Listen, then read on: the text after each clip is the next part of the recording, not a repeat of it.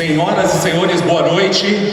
Sejam bem-vindos à palestra sobre o tema Fortalecendo a Regra da Lei no Brasil, com o juiz federal Sérgio Moro, responsável pelos processos da Operação Lava Jato, a maior operação de combate à corrupção da história do Brasil, que hoje completa 3 anos.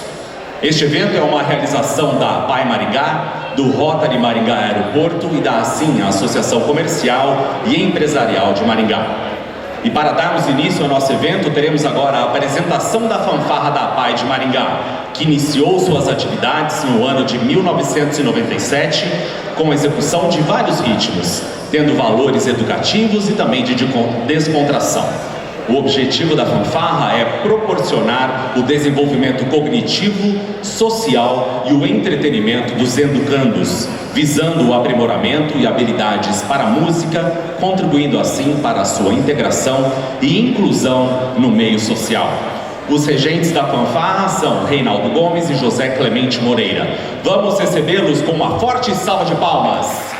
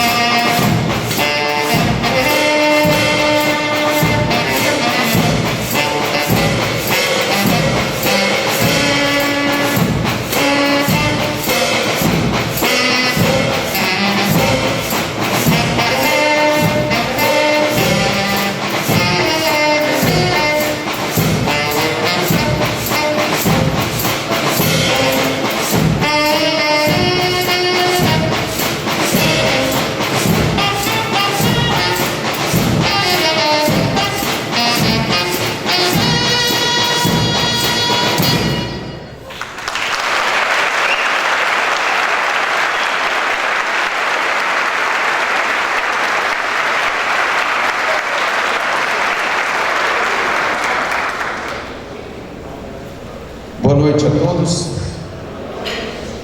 Com satisfação que a fanfarra da APAI venha participar hoje.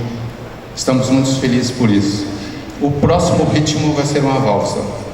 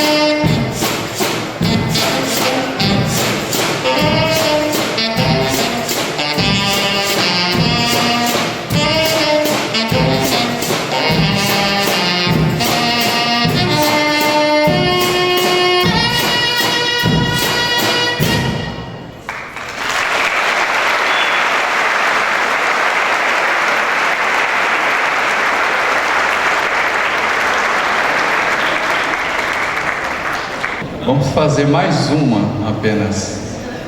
A última é a música Amigo para Sempre. Que todos sejam nossos amigos. É ritmo lento.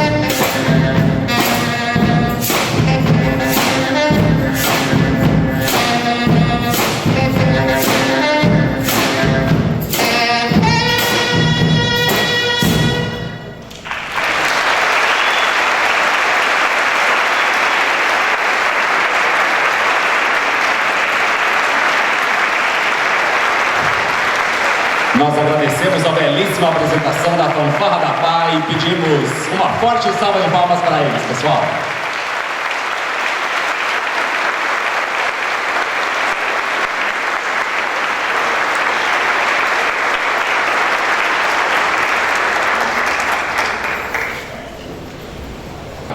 E esse evento é uma amostra disso. O juiz Sérgio Moro não cobrou nada para estar aqui. Todos os organizadores são voluntários. Os fornecedores trabalharam no preço de custo e alguns doaram integralmente seus serviços. Isso faz de Maringá uma cidade que se destaca nacionalmente. Agradecemos também o apoio de toda a imprensa, rádios, TVs, jornais, blogs e sites que fizeram a divulgação gratuita deste evento. A APAI agradece a todos e o sorriso de cada um de seus alunos é como uma medalha de reconhecimento para esses valorosos voluntários.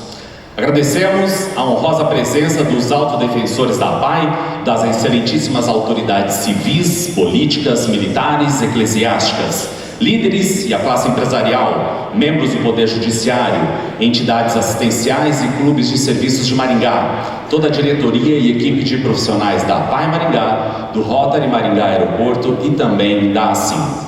Informamos que a renda da venda dos convites foi revertida integralmente à APAI. O juiz Sérgio Moro não está cobrando cachê pela palestra. Já a renda dos convites será usada para a instalação de um sistema de placas voltaicas na APAI de Maringá, que está orçado em R$320 mil. Com o sistema em funcionamento, a conta de energia elétrica da APAI, que hoje ultrapassa R$10 mil, deverá ser reduzida em até 80%.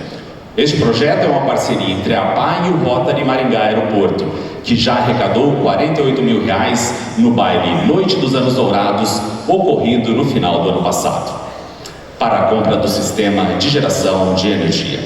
A APAI é responsável por mais de 1.100 atendimentos diários e tem mais de 200 colaboradores.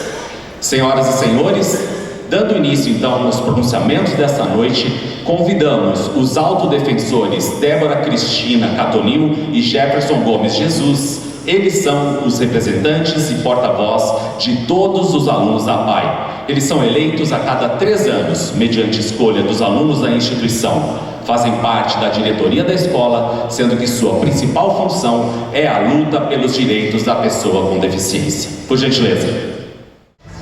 Boa noite a todos. Meu nome é Jefferson Gomes de Jesus, eu tenho e essa é a minha Débora Cristina Catonil. E nós somos os defensores da APAI de Maringá.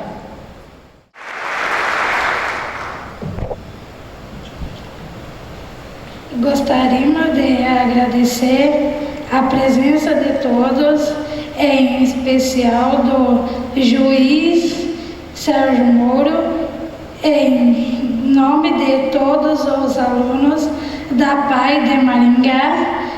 Recebam essa singela lembrança. Obrigada.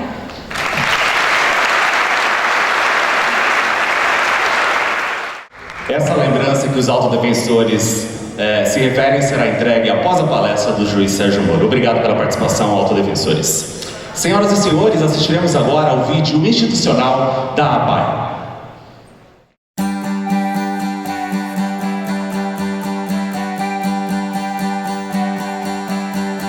Sejam bem-vindos a uma das maiores instituições mantenedoras de Maringá, a APAI, Associação de Pais e Amigos dos Excepcionais.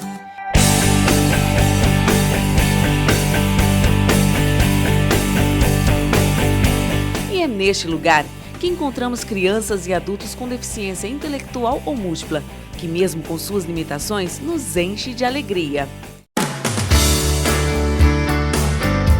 A APAI é uma associação sem fins lucrativos, voltada a prestar serviços de assistência social, filantrópico e educacional.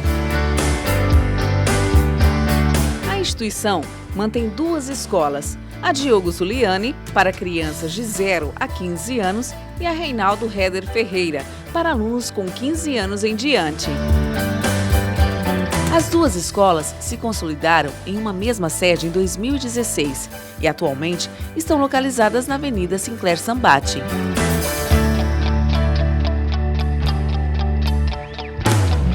Os alunos contam agora com uma estrutura completa, com instalações amplas e modernas. Hoje, a APAI de Maringá é assim.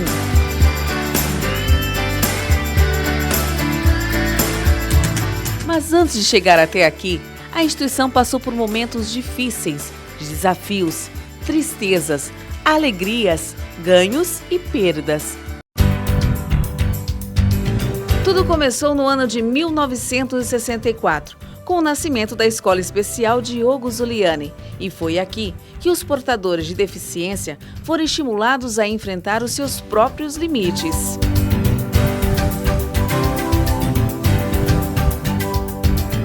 E em 1990, houve a necessidade de separar os alunos por idade e foi criado então o segundo complexo, nomeado Centro de Habilitação Profissional Reinaldo Heder Ferreira.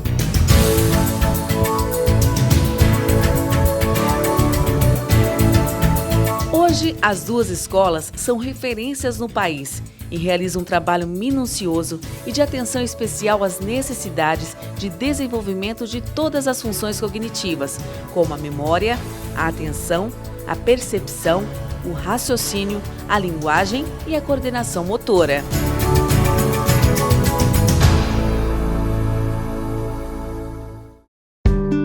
O Programa de Educação Infantil atende alunos de 0 a 5 anos e 11 meses, nas etapas de estimulação essencial e pré-escolar. No ensino fundamental, a ênfase do programa atende alunos da faixa etária de 6 a 15 anos. Na educação de jovens e adultos e educação profissional, a faixa etária é acima de 15 anos e tem por objetivo prepará-los para o mundo do trabalho. Todos os trabalhos realizados na instituição são em parceria. Por exemplo, com o Ministério Público do Trabalho, foi desenvolvido um projeto Jovem Aprendiz, visando a inserção da pessoa com deficiência no mercado formal de trabalho. A APAE de Maringá, em parceria com algumas instituições, empresas e conselhos municipais do idoso, da criança e do adolescente, realiza um trabalho especial com as crianças, adultos e idosos, oferecendo atendimento clínico como fisioterapia e psicologia. No projeto Cultivar, os alunos preparam mudas de árvores de espécies nativas. Eu coopero com a inclusão. Aqui os alunos desenvolvem um trabalho para a empresa empregadora, que os beneficiam no seu desenvolvimento. Eles trabalham, recebem salário e contam com carteira assinada. Este é o chamado trabalho protegido, para aqueles que não se adequam a trabalhar fora.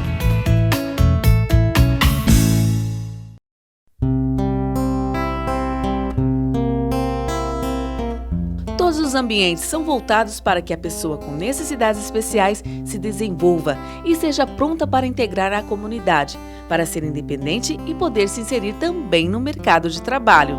Se todos se unirem, a força será bem maior. Mas para que esses alunos continuem assim, sorridentes, felizes, com um bom desenvolvimento e um futuro melhor, a APAE de Maringá precisa da sua parceria. Se um dia olharem seus olhos, irão perceber o que querem dizer. Faça parte da família apaiana você também. Pois a minha esperança é você. A APAE, uma história que não tem ponto final, só recomeços. Me dê sua mão, pois a minha esperança é você. Dê sua mão, pois a minha esperança é você. Vocês.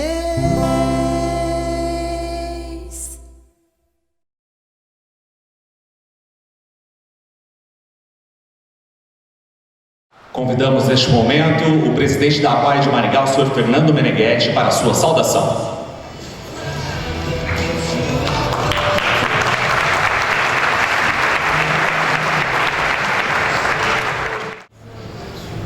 Boa noite a todos.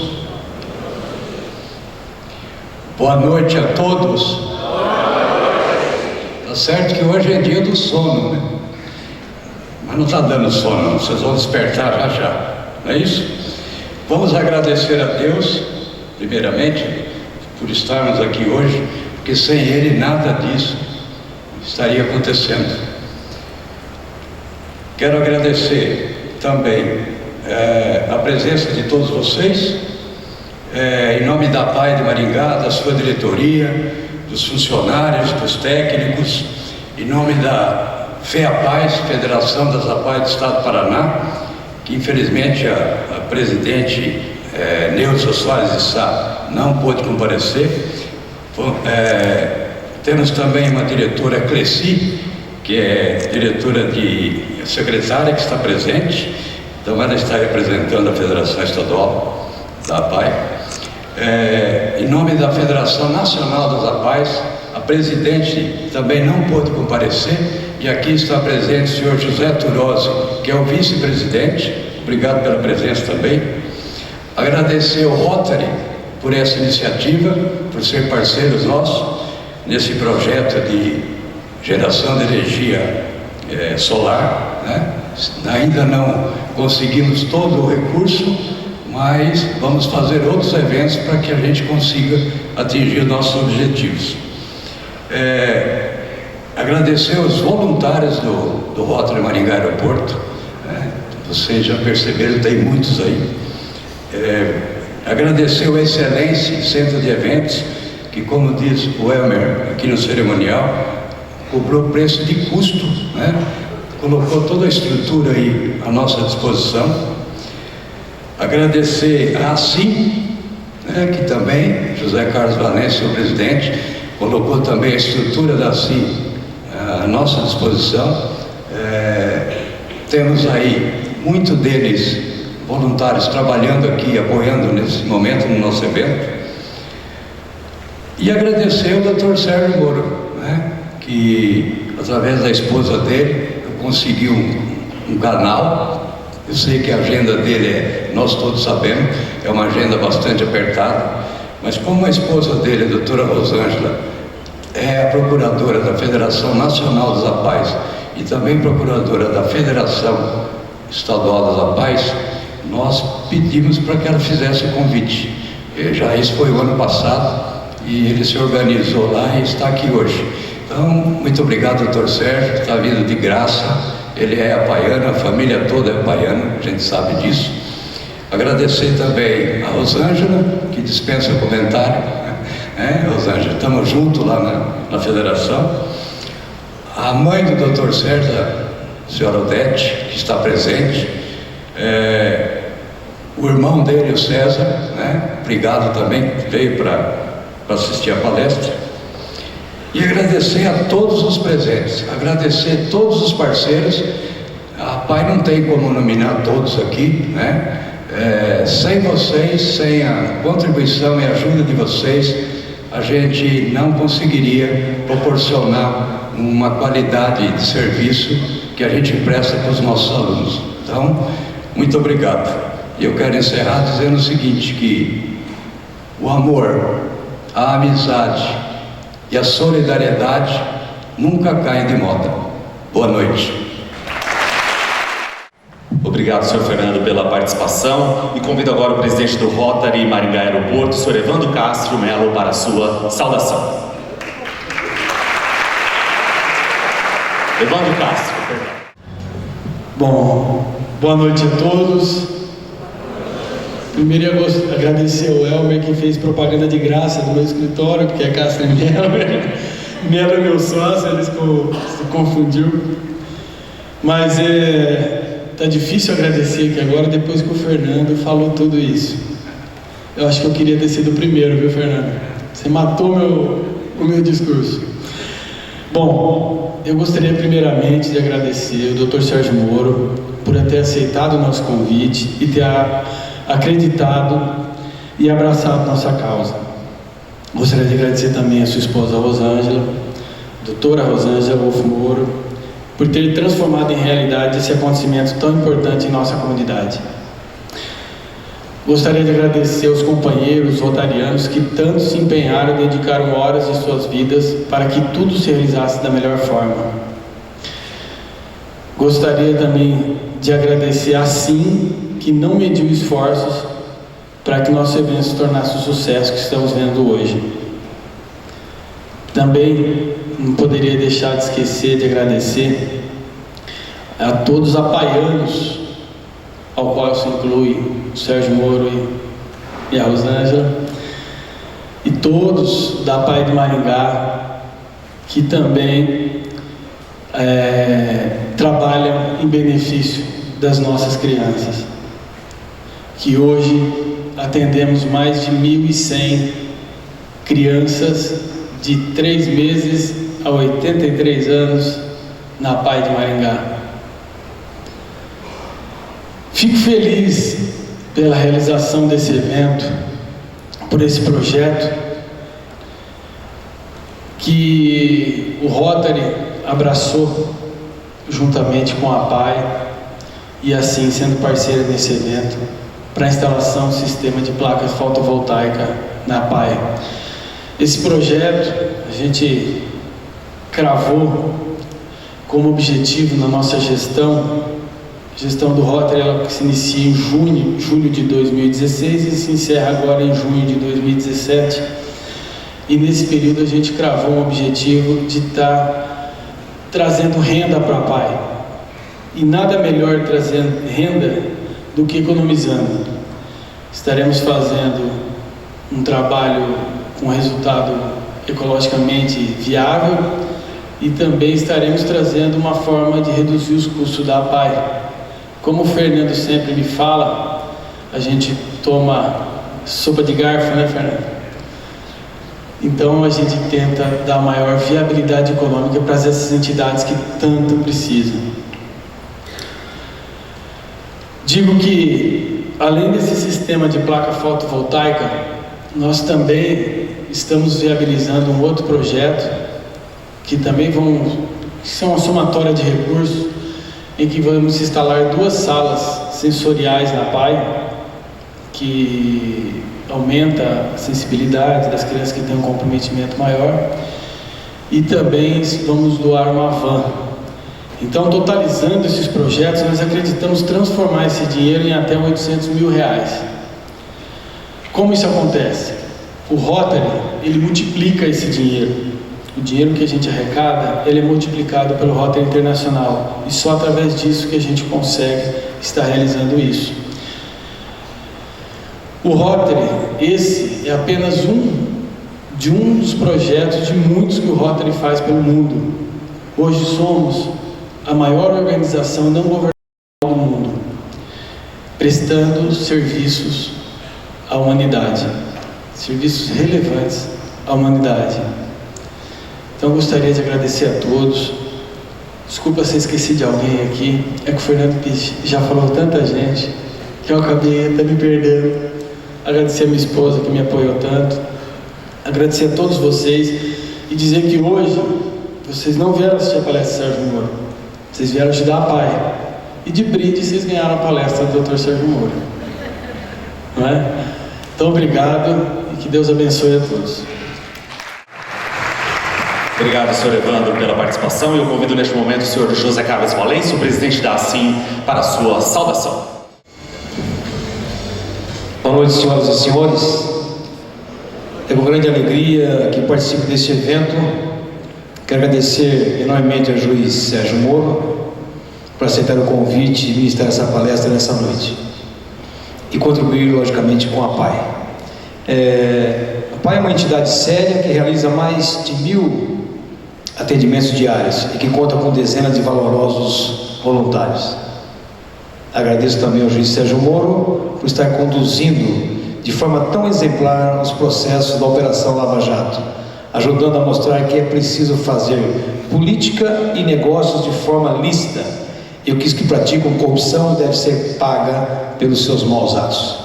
Agradeço de coração as centenas de pessoas que estão aqui para ouvir o maringaense Moro, mas que também aceitaram ajudar a PAI. Em nome da ASSIM, Som Comercial e Empresarial de Maringá, eu agradeço aí aos voluntários que trabalham para este evento e ajudam a PAI. Tenham todos uma boa palestra. Obrigado. Obrigado, presidente José Carlos Valêncio, pela sua saudação. Senhoras e senhores, o maringaense Sérgio Fernando Moro, conhecido como Juiz Sérgio Moro, é magistrado, escritor e professor universitário. É juiz federal da 4ª Região e professor de Direito Processual Penal da Universidade Federal do Paraná. Graduado em Direito pela Universidade Estadual de Maringá em 1995, fez mestrado e doutorado na Universidade Federal do Paraná. Especializou-se em crimes financeiros e tornou-se juiz federal em 1996. Nessa função, trabalhou em casos como o escândalo do Banestado, a Operação Farol da Colina, e auxiliou a ministra Rosa Weber durante o julgamento do escândalo do Mensalão. Moro ganhou notoriedade internacional por comandar desde março de 2014 o julgamento em primeira instância dos crimes identificados na Operação Lava Jato, que, segundo o Ministério Público Federal, é o maior caso de corrupção e lavagem de dinheiro já apurado no Brasil, envolvendo agentes políticos, empreiteiros e funcionários da Petrobras. Senhoras e senhores, vamos receber com uma calorosa salva de palmas o juiz Sérgio Moro.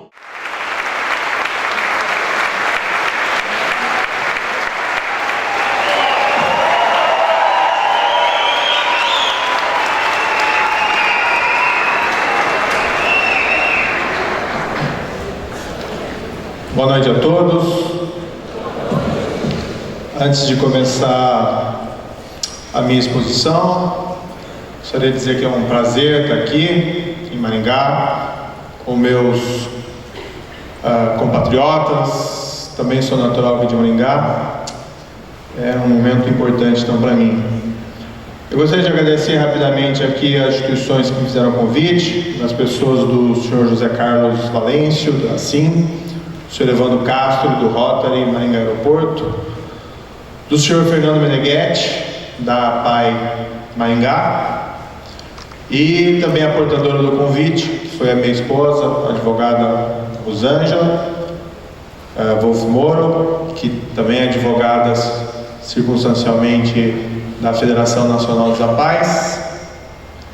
Cumprimentar aqui um antigo amigo da família, o senhor José Turós, que é vice-presidente também da Federação das Apais.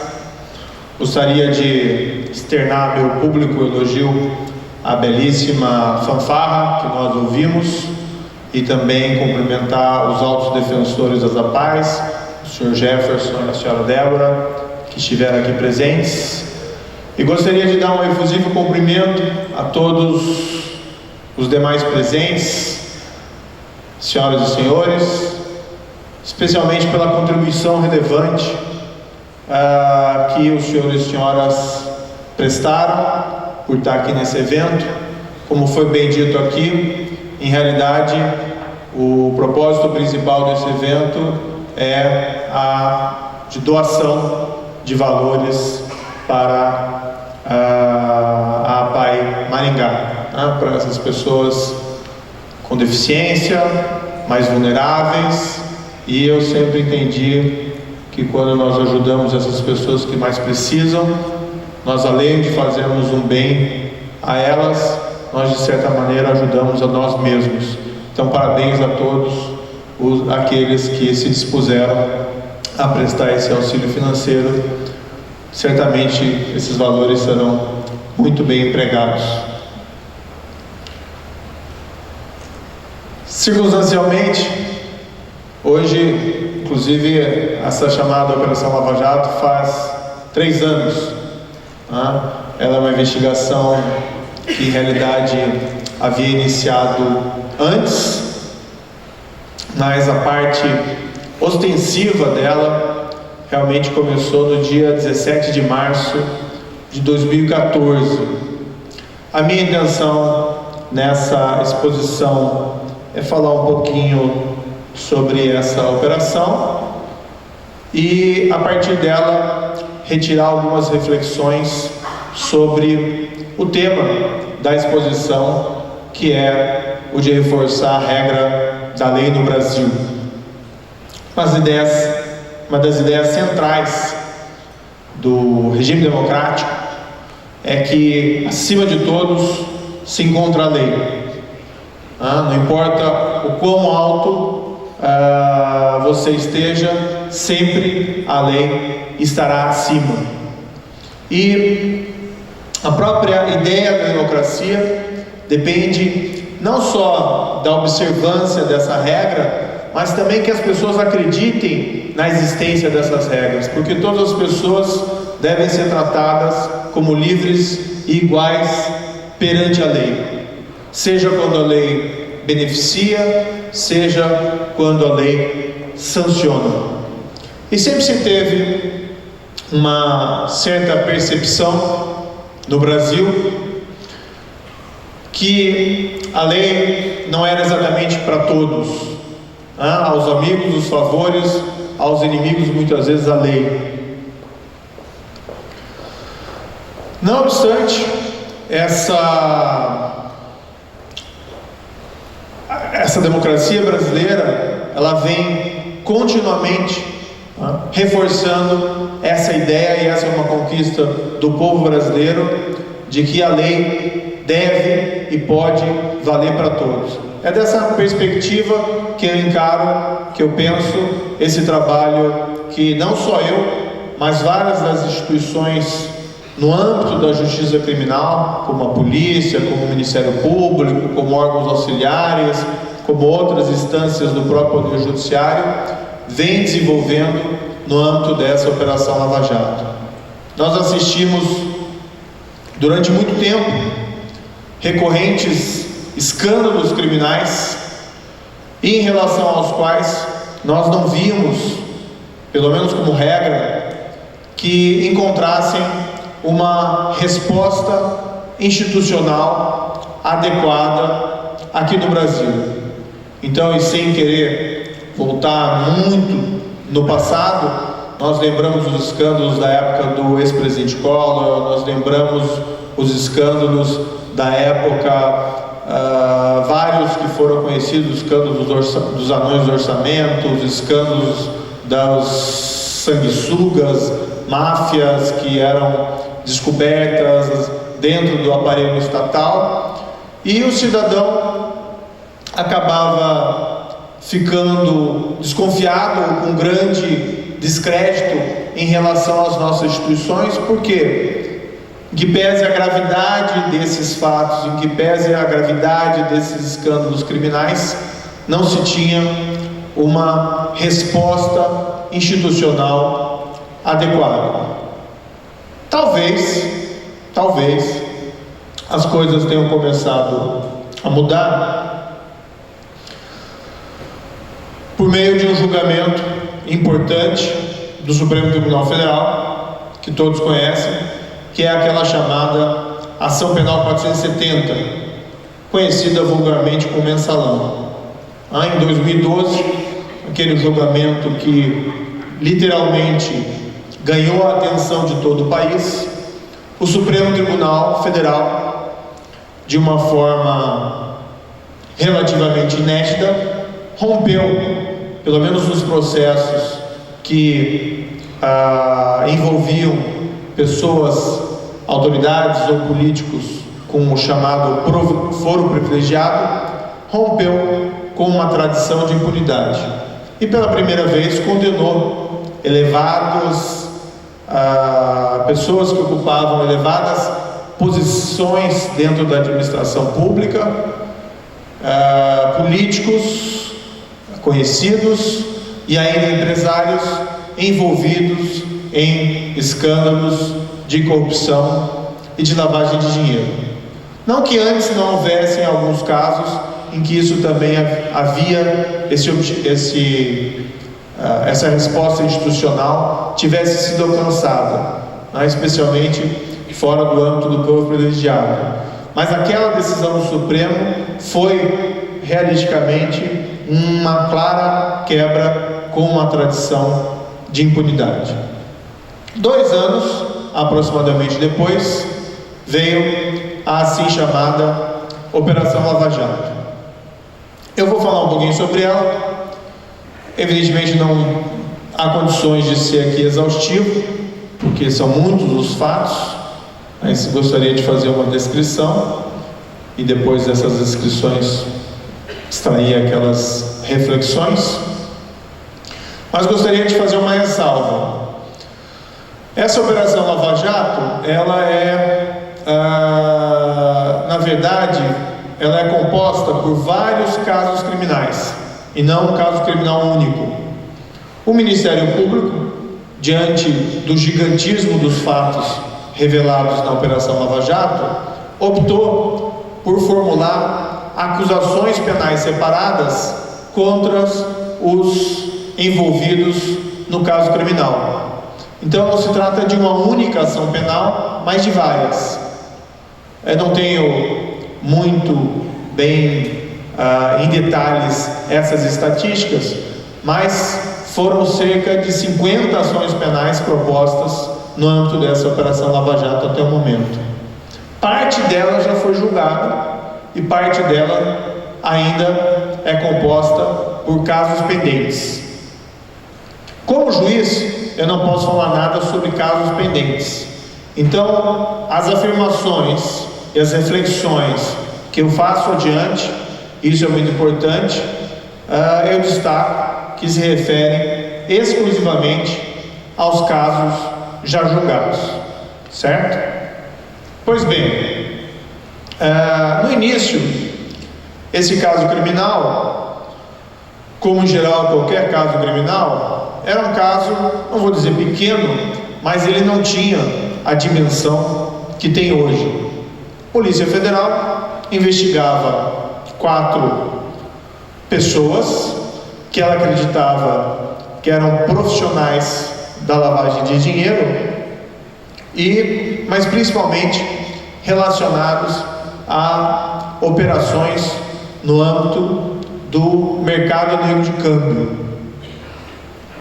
No âmbito dessa investigação, a polícia descobriu que um desses indivíduos tinha uma conexão relevante com um ex-diretor da Petrobras. E naquele primeiro momento era uma conexão ainda, não vou dizer tênue, mas não dava a ideia da dimensão dos fatos que iriam ser descobertos. Em outras palavras, o profissional da lavagem havia adquirido um carro de luxo para aquele ex-diretor da Petrobras. Pois bem, em 17 de março de 2014, foram realizadas as primeiras buscas e apreensões em prisões, com toda a dificuldade operacional que envolvem essas grandes operações policiais, ainda que naquele momento não se tivesse presente o tamanho que aquilo poderia virar. E paulatinamente foram sendo descobertos novos fatos.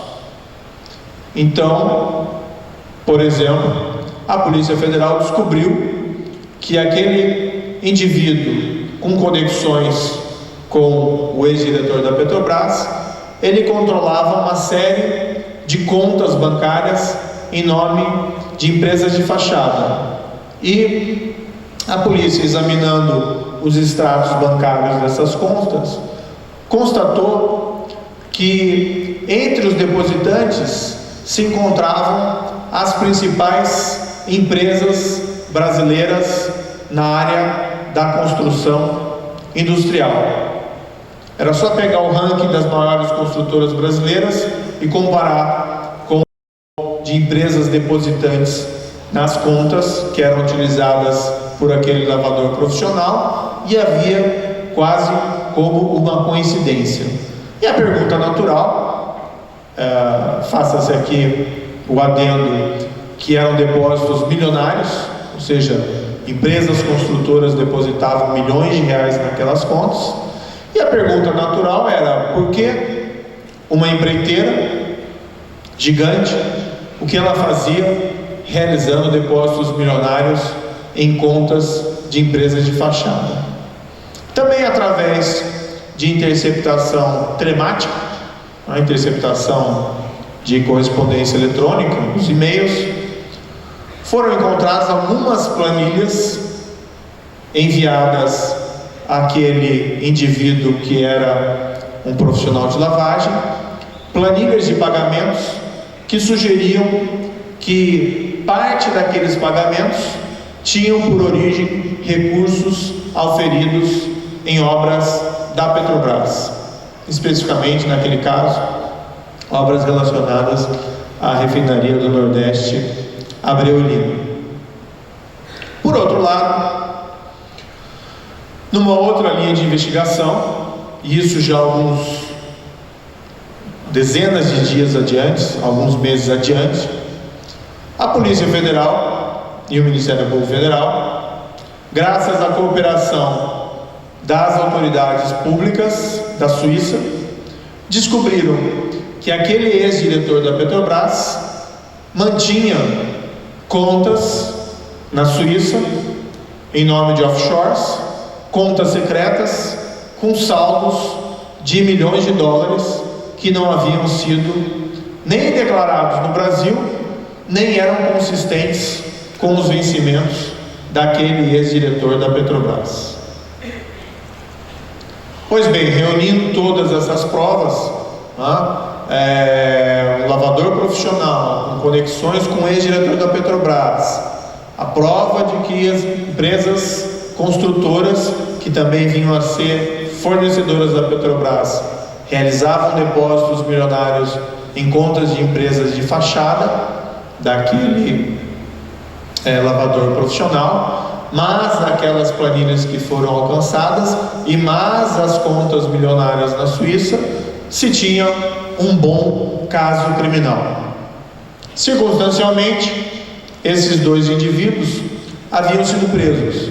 O lavador profissional foi preso preventivamente porque ele tinha um histórico considerável de prática de crimes por toda uma carreira criminosa, e se entendeu na ocasião que a prisão antes do julgamento era necessária para coibir que ele continuasse praticando novos crimes. Por outro lado, o ex-diretor da Petrobras, quando foram realizadas as buscas e apreensões em sua residência e em seu escritório, não foram elas acompanhadas por uma ordem de prisão preventiva.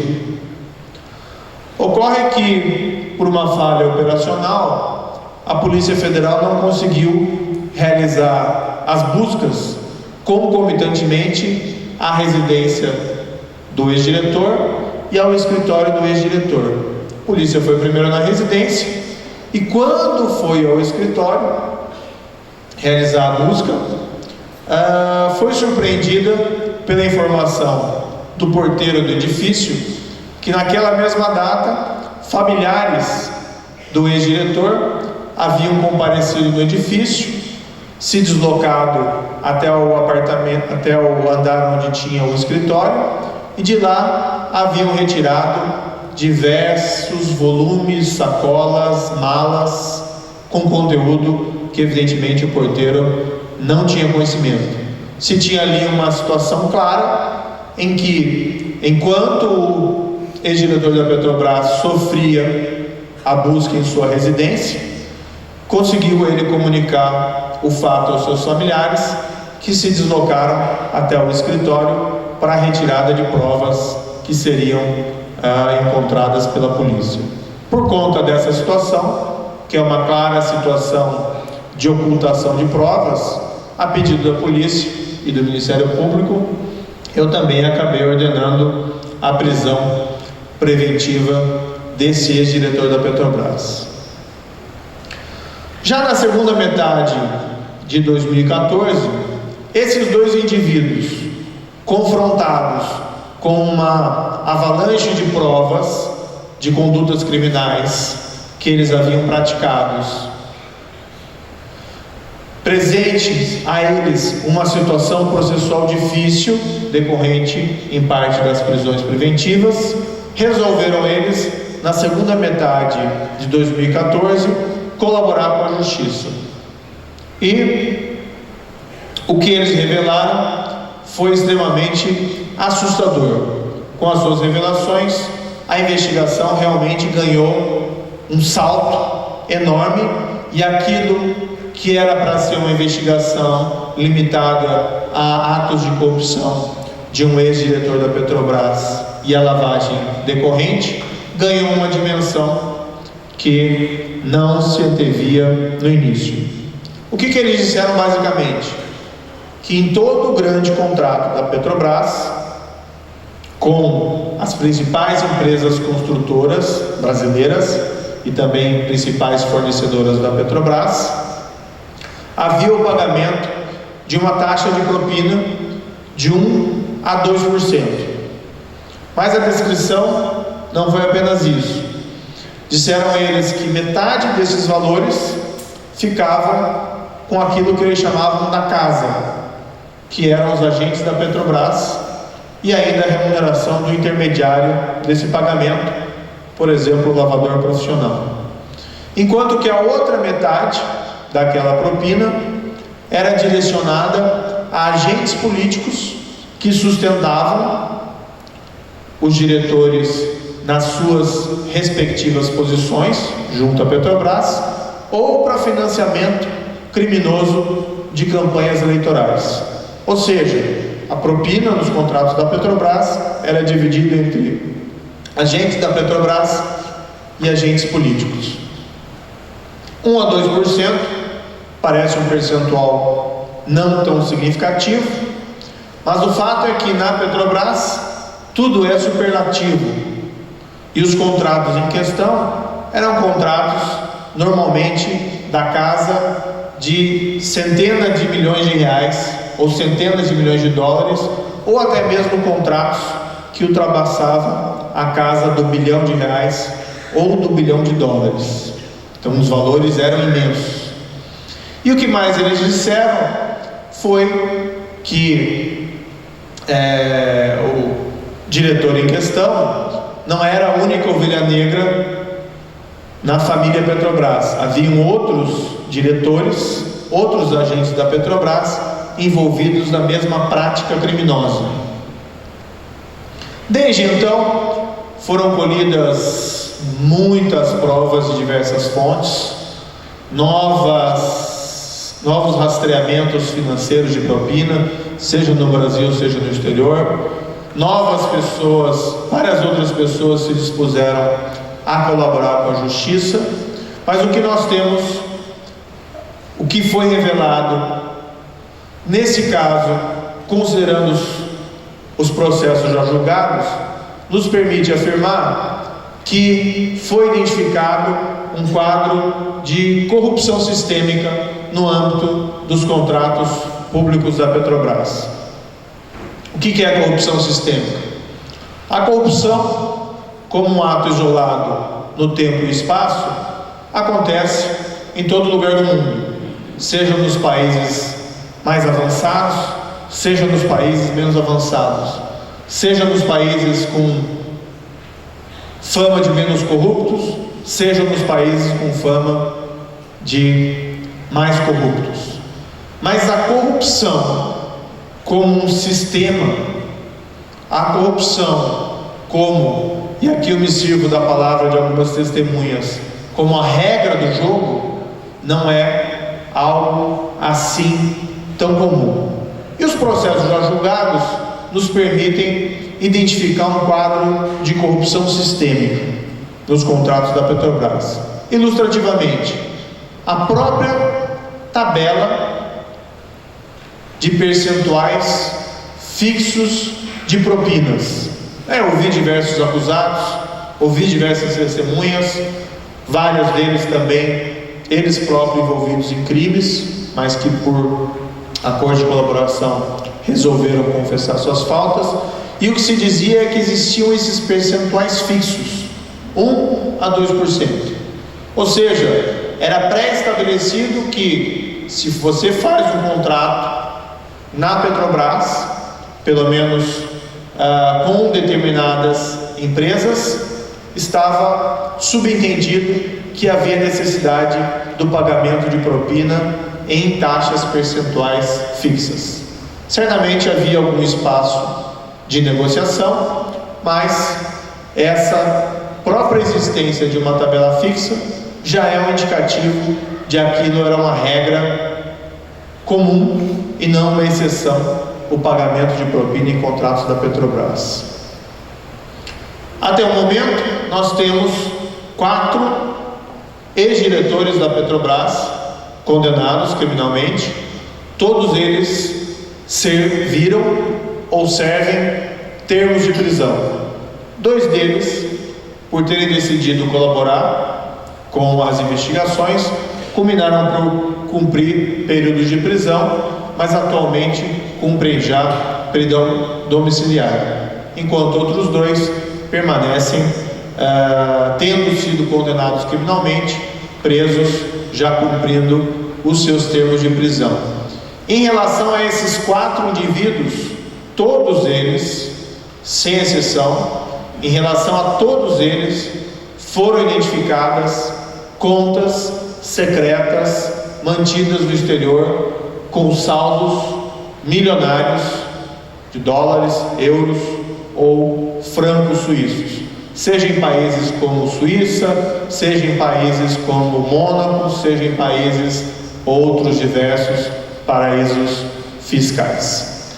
Todos esses valores e contas não declarados e todos inconsistentes com os rendimentos.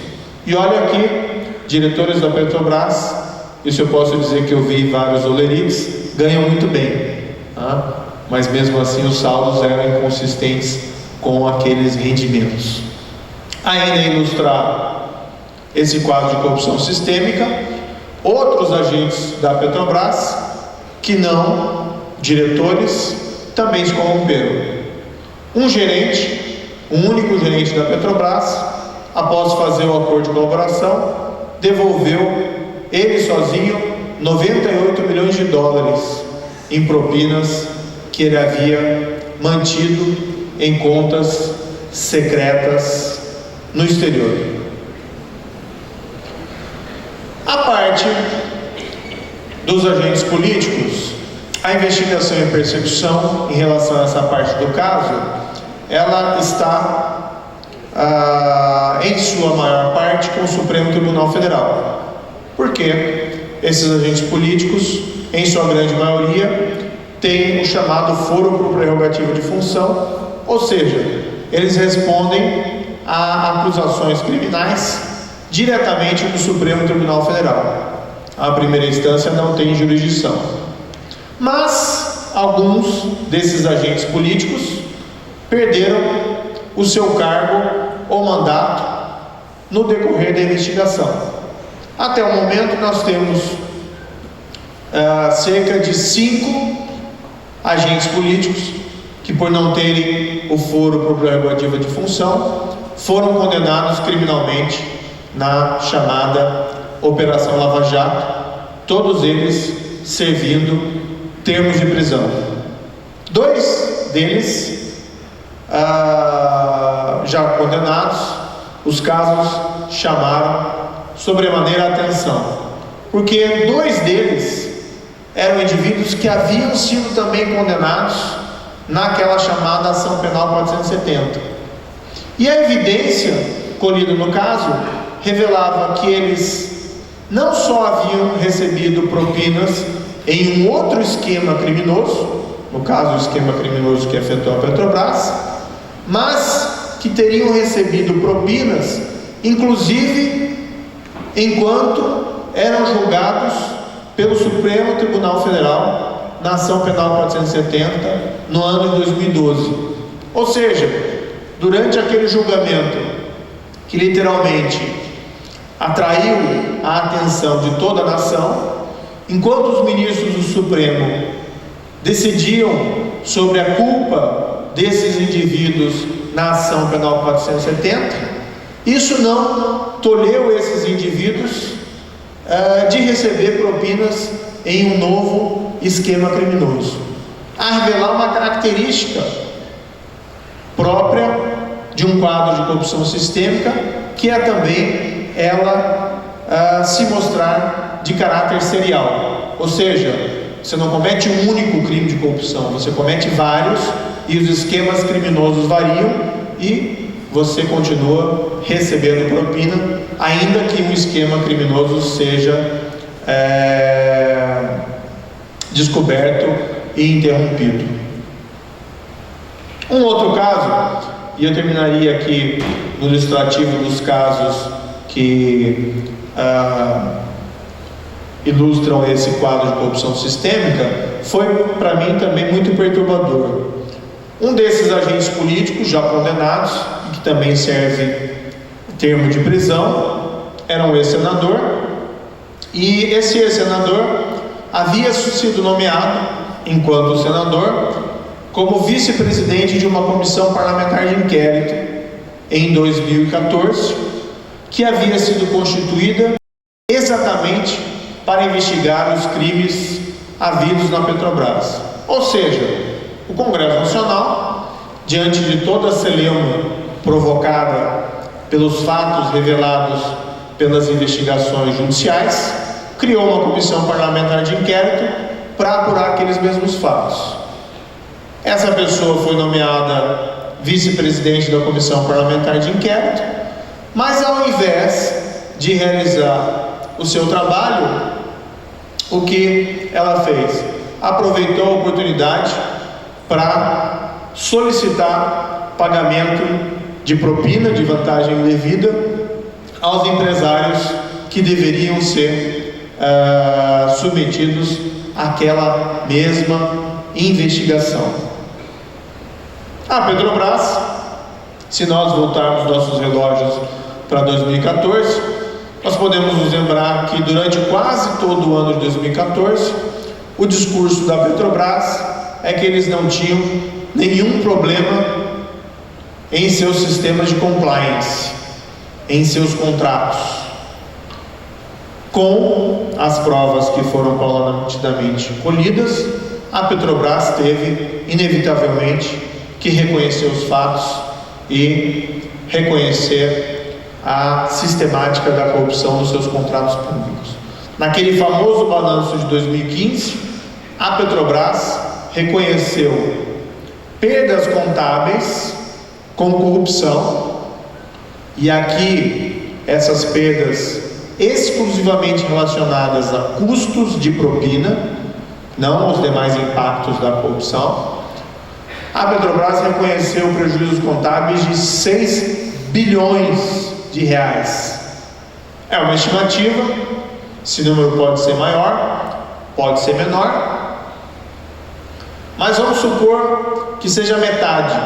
Vamos supor que sejam 3 bilhões de reais. 3 bilhões de reais de propina de corrupção? Se isso não é ilustrativo de corrupção sistêmica, então é difícil identificar o que seria. O que foi mais preocupante é que, no âmbito dessas investigações, surgiram alguns fatos que não diziam respeito diretamente a contratos da Petrobras, mas que sugeriam que esse quadro de corrupção sistêmica havia afetado também outros setores da administração pública. Então, por exemplo, um ex-parlamentar também, já condenado e servindo termos de prisão, restou provado, isso foi colhido incidentalmente na investigação da Lava Jato, que ele recebia propinas em contratos de publicidade da Caixa Econômica Federal. Por outro lado, no âmbito da investigação, foram também constatado que o mesmo modelo tinha se reproduzido em contratos da Eletronuclear, especialmente relacionados à construção de Angra 3. Esse caso acabou sendo posteriormente enviado ao Rio de Janeiro e posteriormente houve sentença, inclusive foi condenado por recebimento de propina em contratos de construção de Angra 3, até mesmo o presidente da Eletronuclear.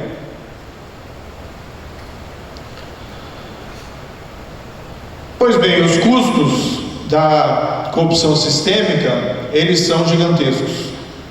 Primeiro, o próprio custo com a propina, porque normalmente o custo com a propina é inserido no contrato público.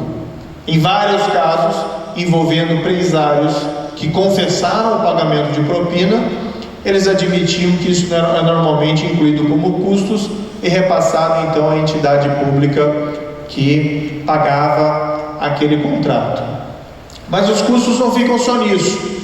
É possível que algumas decisões de investimento da Petrobras, na época dos fatos, tenham sido orientadas não na ideia de tomar a melhor decisão para a companhia, do ponto de vista da eficiência econômica, mas eventualmente para gerar recursos para pagamento de propina. Exemplo: Refinaria do Nordeste Abreu e Lima. Embora seja muito difícil estabelecer uma causa e efeito entre os custos desse empreendimento e a propina paga, o fato é que o orçamento inicial dessa refinaria era da ordem de 3 bilhões e meio de dólares. Isso em 2008. Em 2014, quando a primeira parte dela ficou pronta, os custos, e isso são dados oficiais da Petrobras, eram de 18 bilhões de dólares. Eu vi testemunhas, empregados da Petrobras, que não tinham nada a ver com o esquema de propina, e diga-se que a grande maioria não tem nada a ver com esse esquema de propina. Isso é concentrado nos cargos diretivos ou de altos executivos. Mas ouvi alguns empregados da Petrobras que afirmaram de maneira desalentada em juízo que se a refinaria do Nordeste Abreu e Lima funcionar otimamente durante toda a vida útil dela, isso raramente acontece, pelo menos um funcionamento ótimo, ainda assim ela gera uma perda de 3 bilhões de dólares, ou seja, ela não se paga, ainda que ela funcione otimamente bem, o que provavelmente não vai acontecer. Será que esses custos, em parte, não são também decorrentes de decisões equivocadas de executivos da Petrobras, mais preocupados em recursos para pagamento de propinas do que propriamente em tomar a melhor decisão para a empresa. Mas tem mais. Corrupção sistêmica afeta o mercado, afasta investidores, seja investidores internacionais, seja investidores locais. Quem vai querer colocar o seu dinheiro num mercado contaminado por corrupção sistêmica? E não foi só a corrupção sistêmica aqui que foi detectado como afetando a integridade do mercado brasileiro.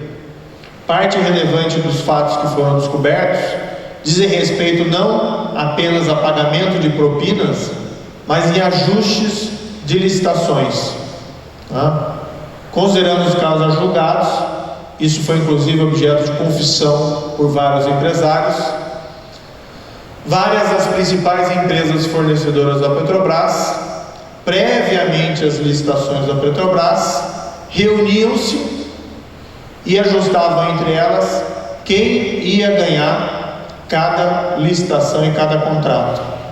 Definido o vencedor entre elas, naquilo que eles chamavam do clube, as demais ou não concorriam, ou concorriam apresentando propostas, ditas propostas coberturas, ou seja, com preços superiores à proposta vencedora, que já de antemão sabiam o preço.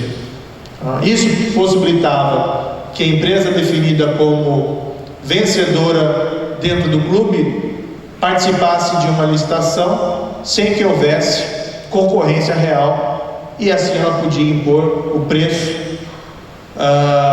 que fosse o mais que atendesse o seu interesse e não propriamente o interesse da Petrobras. Então esse esquema de corrupção sistêmica e também esses ajustes de licitação acabam afetando a própria integridade do mercado, geram aí impactos na competitividade e na produtividade da economia brasileira. Mas eu diria que o principal custo da corrupção sistêmica não é o custo econômico, mas é importante falar do custo econômico, porque muitas vezes se dá a impressão que essas investigações prejudicam a economia, quando muito pelo contrário. Se nós conseguirmos de fato romper com esse quadro de corrupção sistêmica, certamente a economia brasileira vai se tornar muito mais eficiente, seja por eliminar os custos decorrentes, os custos diretos dessa corrupção sistêmica em contratos públicos, seja por eliminar esses custos indiretos e tornar um mercado mais limpo e por isso também mais atrativo a investidores externos e igualmente investidores internos. Mas essa não é a questão fundamental. O problema principal da corrupção sistêmica é que ela impacta a confiança que cada cidadão tem no império da lei e igualmente no regime democrático. A democracia pressupõe um governo de leis e que as pessoas sigam a regra do jogo, não a do jogo da corrupção, mas sim a regra do jogo estabelecida pelas leis aprovadas democraticamente pelo nosso Congresso. Quando, no entanto, existe um quadro de corrupção sistêmica, quando existe um quadro de corrupção, as pessoas observando que outras não cumprem a lei e não sofrem as consequências, passam paulatinamente a desacreditar na força da lei. Passam, com o tempo, a eles mesmos achar que vale a pena violar a lei e que o comportamento normal é o do violador da lei e não daquele que a cumpre. Isso afeta também a imagem não só do nosso país lá fora, mas a nossa própria autoestima, a autoestima de um povo que paga a propina ou que tem o pagamento da propina como algo normal. Tem uma experiência interessante, gostaria de fazer uma breve referência. Na Itália se tem um problema sério relacionado ao pagamento de propina por extorsão da máfia, né? Ou seja, mafiosos, e aí são casos normalmente de extorsão ou de corrupção, que procuram empresários e extorquem esses empresários vendendo alguma espécie de proteção, na verdade proteção contra a própria máfia. Isso é algo relativamente amplo, pelo menos em algumas regiões da Itália, como na Sicília. Em alguns desses locais, empresários, para se autoprotegerem contra essas extorsões, eles acabam constituindo associações empresariais, cujo mote próprio é dizer não ao pagamento da extorsão da máfia, né? Não pague o que eles chamam lá do piso.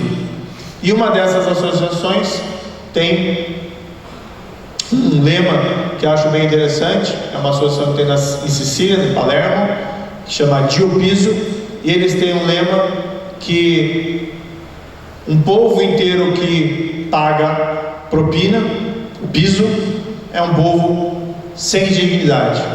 Guardadas as devidas proporções, eu acredito que esse tipo de lema é muito apropriado para o nosso momento atual. É certo que não são todos que são corruptos, não são todos que são desonestos, não são todos que pagam propina, mas os níveis de corrupção, pelo menos considerando essa corrupção sistêmica detectada nesses casos, ainda é muito grande. Isso impacta a nossa própria autoestima como povo. Mas a grande questão, e isso é importante, eu não vim aqui para descrever exclusivamente um quadro desalentador. A parte bela dessa história é que, talvez talvez como marca a própria Ação Penal 470 e os desenvolvimentos havidos no âmbito da Operação Lava Jato, em várias outras operações que pulularam em outros fóruns, o que aparenta é que o Brasil está tomando passos sérios e firmes no enfrentamento desse quadro de corrupção sistêmica. Isso deve ser um motivo de orgulho, não só aos agentes públicos encarregados da aplicação da lei, mas a toda a democracia brasileira.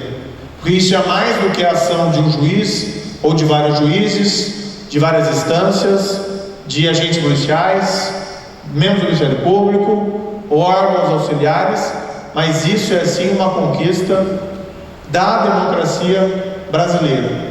E ela tem chances de se autoafirmar. O que tem que acontecer? Primeiro, o sistema de justiça criminal tem que funcionar. Não pode ser um faz de conta. Isso significa que no processo penal o inocente tem que ir para casa e o culpado tem que ir com a prisão, observado o devido processo legal. O que nós tínhamos no passado eram recorrentes escândalos criminais e que, inconsistente com o nível de prova alcançado, que muitas vezes eram provas categóricas, não se seguia o resultado do processo penal, ou seja, o culpado não sofria as consequências da sua conduta criminosa, seja porque os casos levavam décadas nos escaninhos da justiça, seja porque os casos acabavam em alguma espécie de reconhecimento de prescrição, o que eliminava as chances da imposição de uma sanção criminal, mesmo em casos em que as evidências eram muito fortes. Então, o primeiro requisito para eliminarmos a corrupção sistêmica é um sistema de justiça criminal mais eficiente. Corrupção sistêmica e impunidade caminham juntas. Mas isso eu tenho colocado sempre que possível de uma maneira muito incisiva. Nós temos que ter presente que a corrupção sistêmica não é exclusivamente um problema de juízes, delegados e promotores. Ou seja, não é algo que se resolve somente com a justiça criminal, porque a ação da justiça criminal é muito limitada. Esses crimes são difíceis de serem descobertos.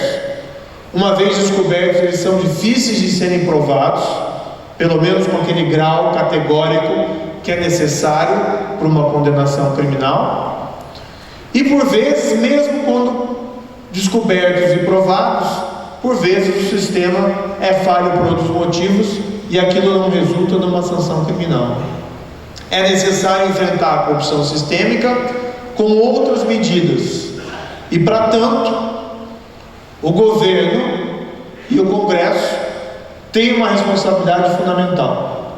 É possível, por exemplo, aprovar novas leis que tornem o sistema de justiça criminal mais eficiente, mas não só isso, leis que eliminem as oportunidades para a própria prática do crime de corrupção, leis que habilitem os governados a controlar também a ação dos seus governantes, como as leis que estabeleçam regras claras em contratos públicos, transparência de informação e dados de qualquer atividade governamental.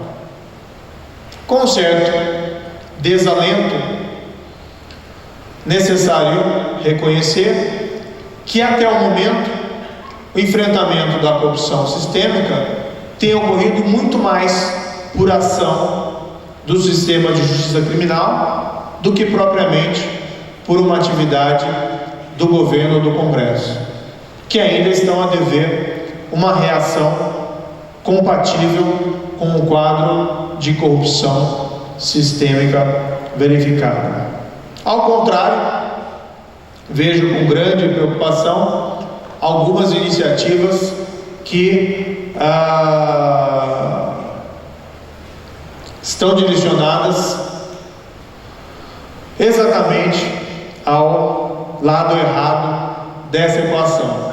Ano passado, isso se tornou notório, chegou a circular no âmbito do Congresso Nacional uma proposta de anistia de crimes de Caixa 2, mas que em realidade, pela redação da proposta que então circulou, era uma anistia a crimes de corrupção e de lavagem de dinheiro, desde que realizados através de doações eleitorais registradas ou não. Essa proposta, para a felicidade geral, não chegou sequer a ser colocada em votação, ela foi sepultada, mas há um justo receio de que propostas como essas sejam reavivadas. E se pode eventualmente fazer uma diferenciação entre o crime de Caixa 2 e o crime de corrupção e lavagem, jamais se pode aceitar que, a pretexto de anistiar Caixa 2, que já é algo extremamente discutível, se anistie crimes de corrupção e lavagem de dinheiro. Também no ano passado se discutiu no Congresso Nacional um projeto de uma nova lei de abuso de autoridades,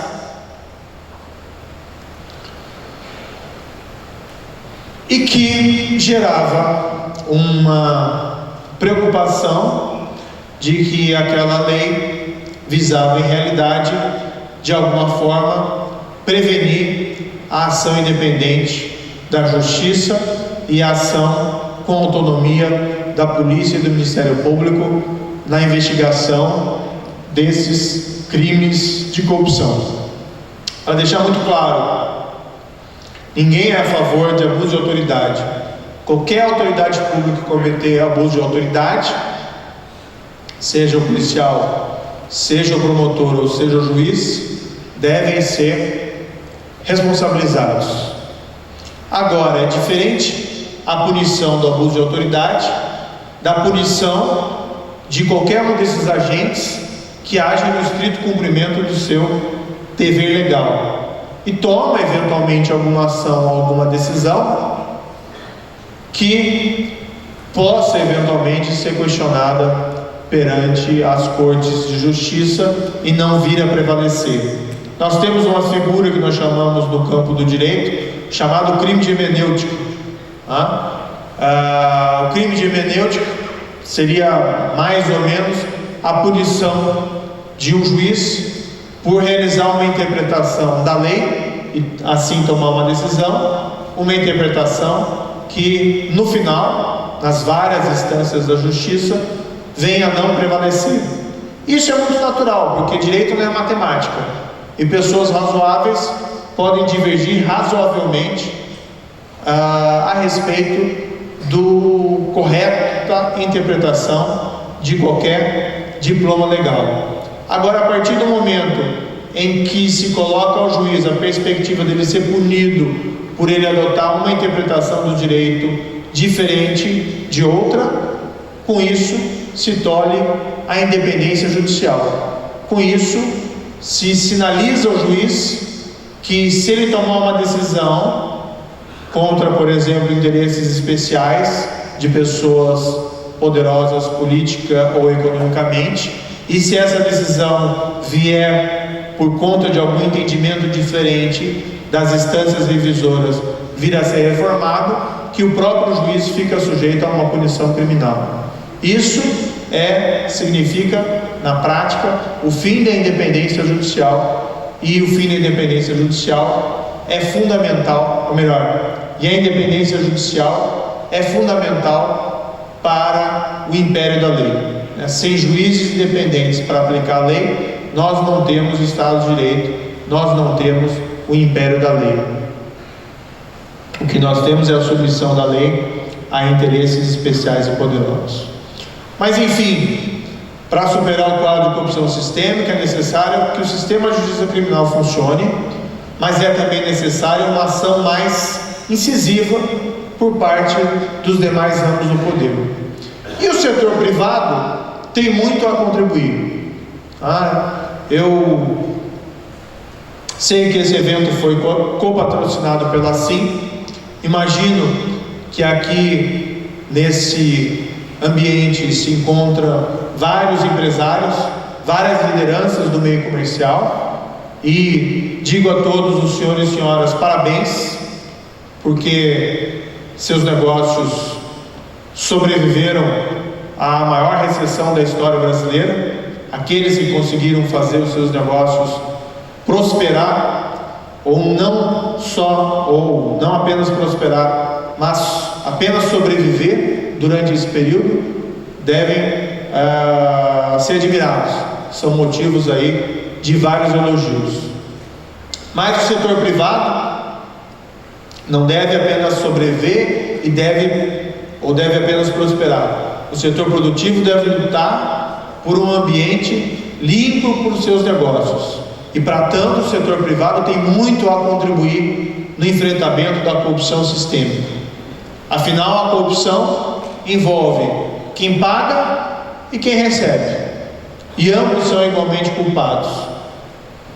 Certamente, por vezes, o empresário é vítima de esquemas de extorsão, e aí ele é vítima e não cúmplice. Mais ilustrativamente, nos casos já julgados na Operação Lava Jato, em que foram condenados dirigentes de várias das maiores empreiteiras do país, não se reconheceu nenhum caso de extorsão, era corrupção mesmo. Isso, inclusive, confessado por empresários que resolveram colaborar com a justiça. Vários deles admitiram que pagaram e não era por extorsão, tanto que mantinham uma relação, até mesmo em alguns casos, de amizade com os próprios beneficiários do pagamento de propina. O setor privado, então, tem muito a contribuir, simplesmente dizendo não ao pagamento de propina, desenvolvendo sistemas de compliance, principalmente em grandes e médias empresas que tenham condições de desenvolver esses sistemas de compliance, para que a sua empresa não sirva como um ambiente propício ao desenvolvimento da corrupção sistêmica. Eu mencionei aquele exemplo das associações empresariais italianas que se recusam coletivamente a pagar propina, e está aí um bom exemplo a ser seguido, seja por novas associações, seja dentro das associações já existentes, a adoção de uma política deliberada, associativa, de dizer não ao pagamento de propina. E é importante que haja essa ação coletiva para evitar que aquela empresa que resolva adotar o comportamento desviante receba a censura não apenas por parte do poder público, da justiça criminal, por exemplo, mas de seus próprios pares, porque aquela empresa que resolve trapacear não está prejudicando exclusivamente o poder público, mas muitas vezes está trapaceando dentro de um mercado cada vez mais competitivo, ganhando vantagens competitivas mediante pagamento de propina, muitas vezes ao poder público, a fim de ganhar uma posição de proeminência dentro do mercado. Então é importante que o setor privado também se organize de forma a coibir que dentro deles empresas sintam-se à vontade para persistir no pagamento de propina. Difícil dizer se houve uma mudança nesse aspecto, mas pelo menos em várias palestras que eu acabei me comprometendo em falar com empresários, a minha percepção foi que havia um entendimento que era necessário mudar, que era necessário um ambiente de negócios mais limpo no Brasil. E pelo menos um ou dois casos de maior destaque, provavelmente vários outros, mas dois que chamaram a atenção da imprensa nacional, e empresas, depois da Operação Lava Jato, que procuradas por agentes públicos de elevada hierarquia com solicitações de pagamento de propina, tomaram um comportamento antes inesperado. Ao invés de concordar com o pagamento, procuraram as autoridades públicas, o que levou à prisão em flagrante daqueles indivíduos. Para ficar num exemplo apenas, no ano passado, o Banco Itaú, ao ser procurado, e não um caso meu, li nos jornais, ao ser procurado por um agente público do CARF, Conselho de Recursos de Administração Fiscal para pagamento de propina, denunciou o fato às autoridades e isso acabou levando à prisão daquele agente que pretendia receber propinas.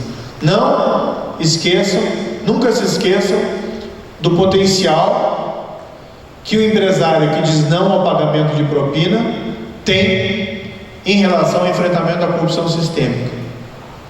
Na Itália, na década de 90, houve a famosa Operação Mãos Limpas, a Manipulite, com características muito similares, pelo menos à Operação Lava Jato, em alguns sentidos.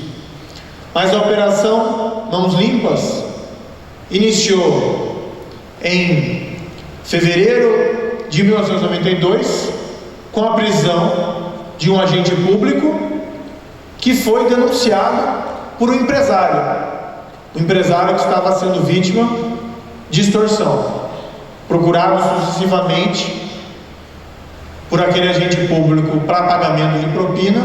Foi ele quem deu o pontapé inicial das operações Mãos Limpas, ao recusar-se a pagar propina e procurar as autoridades públicas, que levou à prisão daquele agente público e, como um efeito bola de neve, gerou toda aquela operação gigantesca na Itália dos anos 90. Por outro lado, também tem um papel importante a cidadania mobilizada, a opinião pública. Desde o início da Operação Lava Jato, foi a posição do juízo, e também, a meu ver, essa é a posição que determina a Constituição e as leis, que todas as provas todos os julgamentos, todas as decisões judiciais seriam públicas. As pessoas têm o direito de saber sobre os crimes praticados por seus governantes. O judiciário não pode ser um guardião de segredos sombrios de agentes públicos. Existe, é certo, uma determinada fase no processo judicial em que os fatos estão sob investigação e por vezes pode se mostrar necessário o sigilo para preservar as investigações. Mas sempre nos casos da Operação Lava Jato, em que não era mais necessário proteger a investigação com esse sigilo, foi nossa decisão tornar tudo público. O povo tem direito de saber não só sobre os crimes revelados nas investigações, mas também o que o judiciário e os demais agentes públicos, como a polícia ou o Ministério Público, fazem, o que eles fazem em relação a esses fatos. É o controle dos governantes pelos governados, e aqui é também o controle da própria atuação da justiça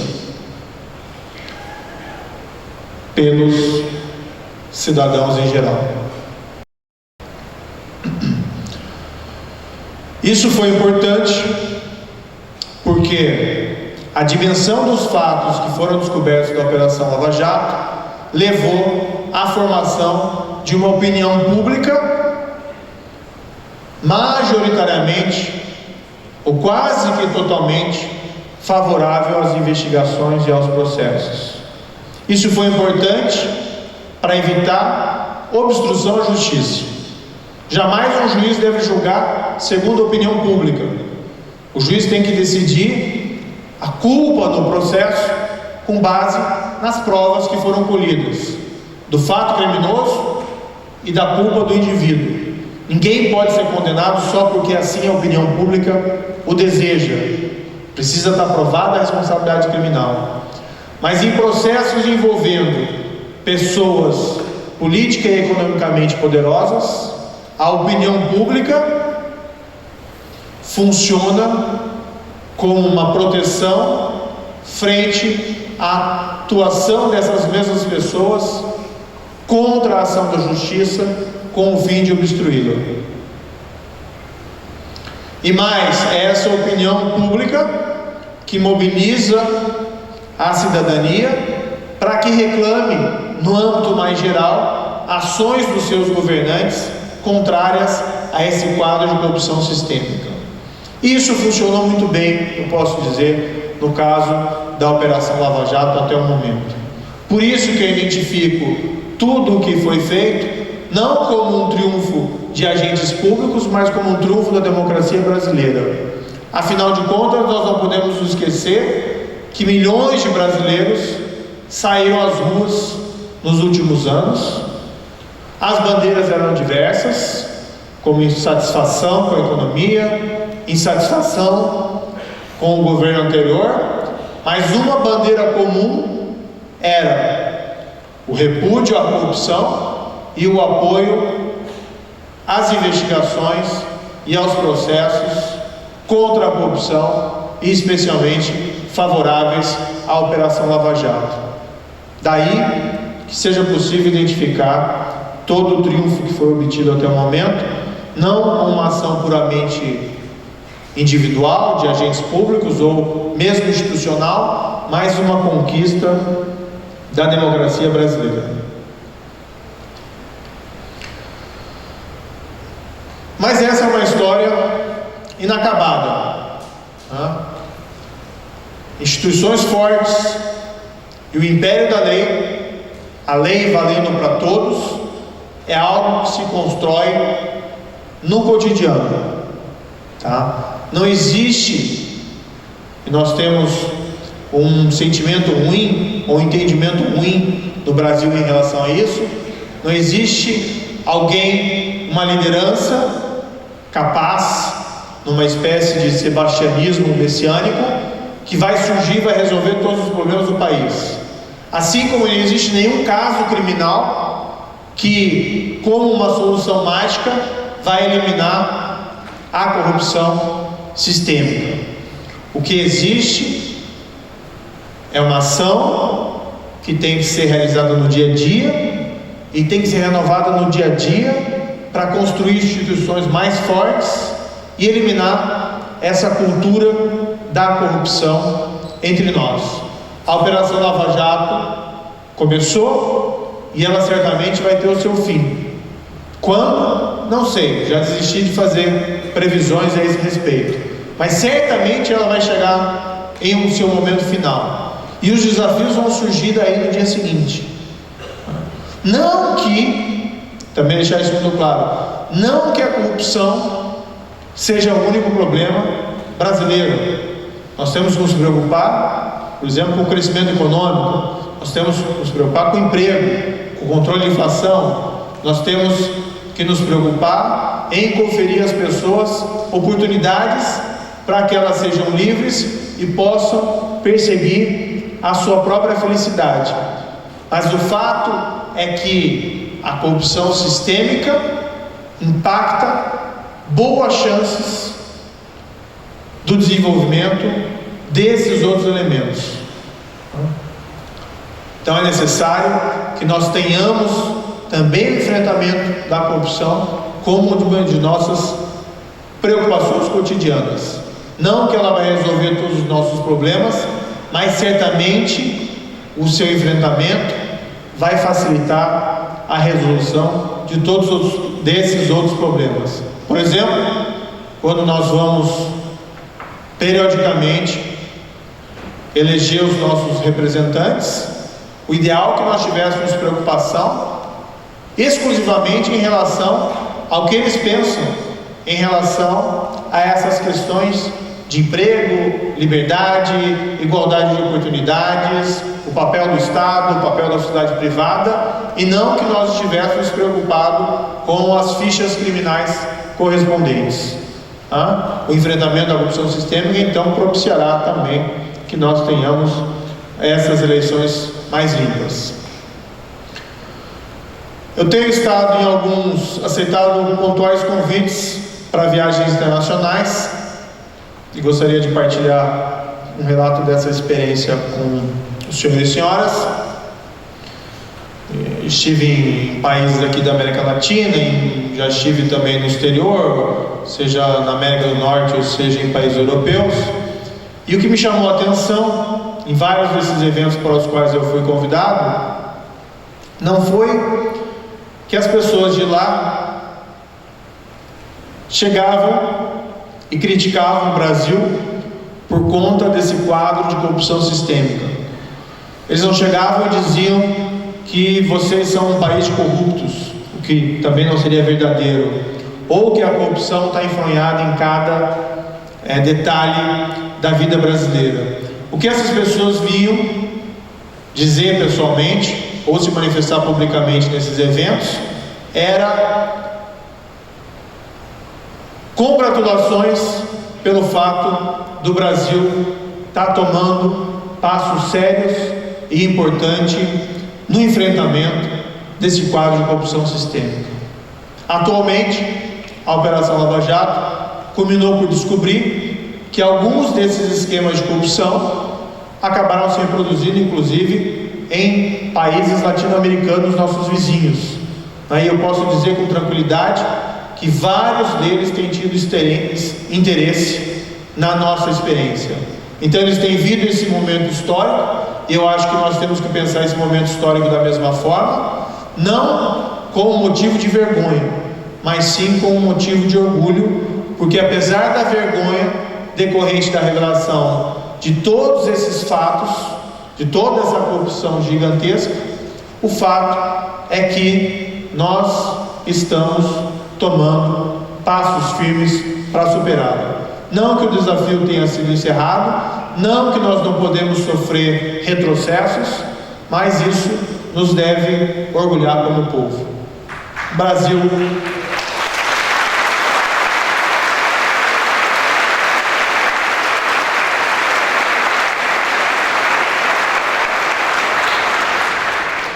Para finalizar, o Brasil tem uma bela história.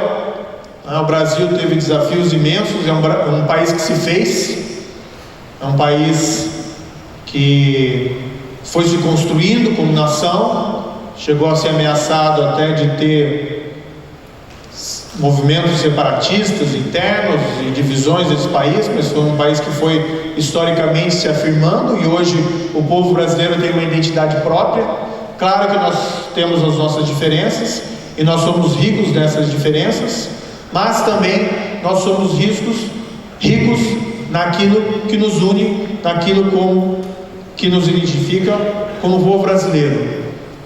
Nós, como povo brasileiro, restabelecemos na década de 70 e de 80 um regime democrático em toda a sua plenitude, superando uma ditadura militar, com todos os méritos que tiveram as Forças Armadas brasileiras na história do país, mas o fato é que aquela ditadura é algo equivocado, algo que hoje é visto até com maior clareza, que era algo que não se justifica. O povo brasileiro tem a condição de conduzir realizar o seu autogoverno sem a necessidade de generais presidentes, mas o povo brasileiro conseguiu superar aquele momento histórico. O povo brasileiro conseguiu superar na década de 90 um quadro de hiperinflação, e aqueles que viveram aquela época, eu vivenciei parte desse período, tinham presente que a hiperinflação era algo natural na nossa economia. Muitos diziam que nós devíamos aprender a viver com a hiperinflação e não combatê-la, mas nós vencemos aquele desafio, e também uma conquista da democracia brasileira. Nós temos uma economia, desde então, bem mais estável do que nós tínhamos dentro do cenário de hiperinflação. E também, por que não dizer, nos tempos mais recentes, o Brasil também deu passos importantes no enfrentamento da pobreza extrema. São todas conquistas da democracia brasileira que não pertencem a um ou outro governante, o maior que tenham sido os méritos individuais, ou mesmo na reconquista democrática, é uma conquista do povo brasileiro, e não, por mais que sejam os méritos de determinados agentes específicos que enfrentaram aquela ditadura. Quem sabe daqui a 10 anos nós possamos olhar para trás e constatar que nós superamos esse quadro de corrupção sistêmica, e que essa tem também uma conquista da democracia brasileira. Muito obrigado pela atenção dos senhores e das senhoras.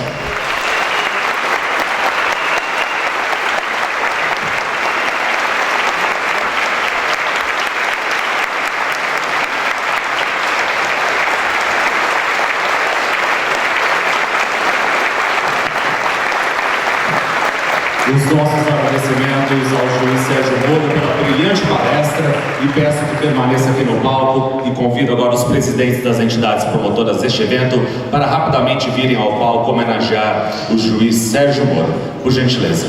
O senhor Fernando Meneghetti, presidente da APAI de Maringá, juntamente com sua esposa, também o senhor Evandro Castro, presidente do Rotary Maringá Aeroporto, e o senhor José Carlos Valêncio, presidente da ACIM.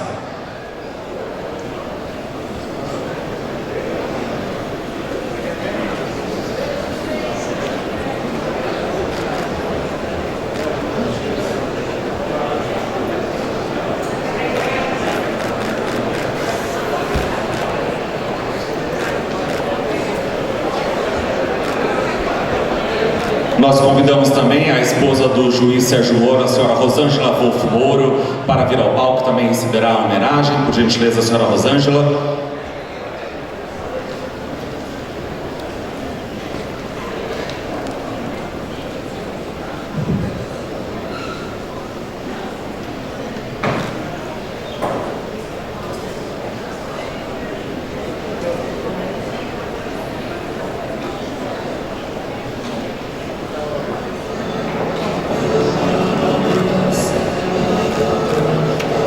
O presidente da ACIM faz a entrega aqui agora, em nome das 3 entidades, ao juiz Sérgio Moro, uma homenagem de toda a comunidade maringaense. Uma salva de palmas para este momento.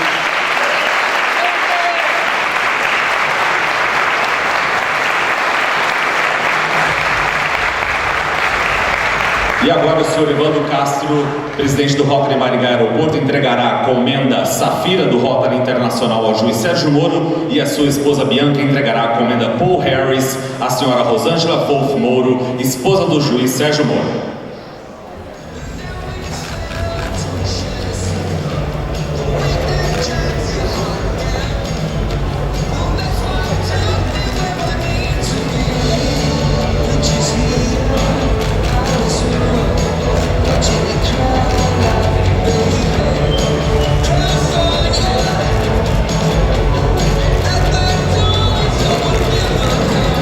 Neste momento, o juiz Sérgio Moro recebendo a comenda Safira do Rotary Internacional ao juiz Sérgio Moro, e também a sua esposa Bianca entregando a comenda Paul Harris à senhora Rosângela Wolf Moro, esposa do juiz Sérgio Moro. A Fundação Rotária do Rotary Internacional confere a Rosângela Maria Wolf de Quadros Moro o título de Companheiro Paul Harris, em reconhecimento à prestação de tangíveis e significantes serviços, com o objetivo de fomentar a compreensão e as relações amistosas entre os povos do mundo. Uma salva de palmas a Rosângela Wolf Moro.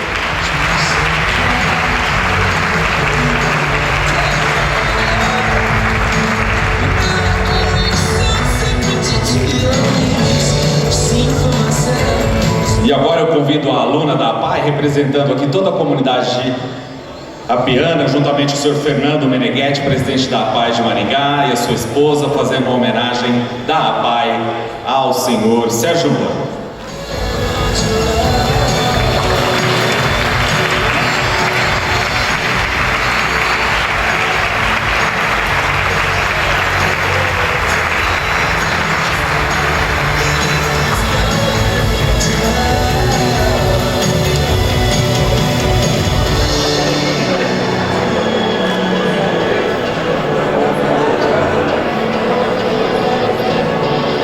E neste momento, então, a senhora Rosângela recebe uma flor aqui em nome da APAI de Maringá, isso, juntamente com a aluna.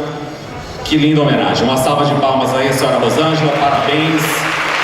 Obrigado por estarem aqui.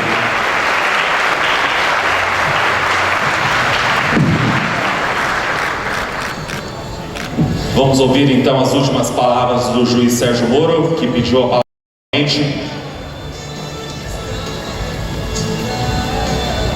Não, só para finalizar, eu gostaria, de uma maneira agora mais informal, agradecer a gentileza e a generosidade de todos aqueles que vieram nessa noite, não só para prestigiar a exposição, mas para prestigiar o próprio evento e para doar com o dinheiro dos seus ingressos para essa causa tão nobre, que é o apoio às pessoas com deficiência, aqui especialmente feito pela APAI.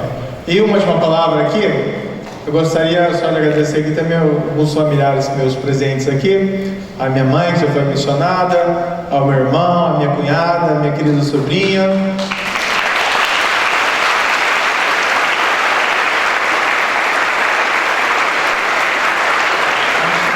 Aqui é aquela parte mais informal, mas realmente agradeço, para mim é um prazer estar aqui em Maringá, que é a cidade onde eu nasci e pela qual eu tenho esses sentimentos e guardo no meu coração, vou guardar no meu coração o resto da minha vida. Muito obrigado. Senhoras e senhores, em nome da APAI de Maringá, Rotary Clube Maringá e Associação Comercial e Empresarial de Maringá, agradecemos a presença e desejamos uma ótima noite a todos. Muito obrigado.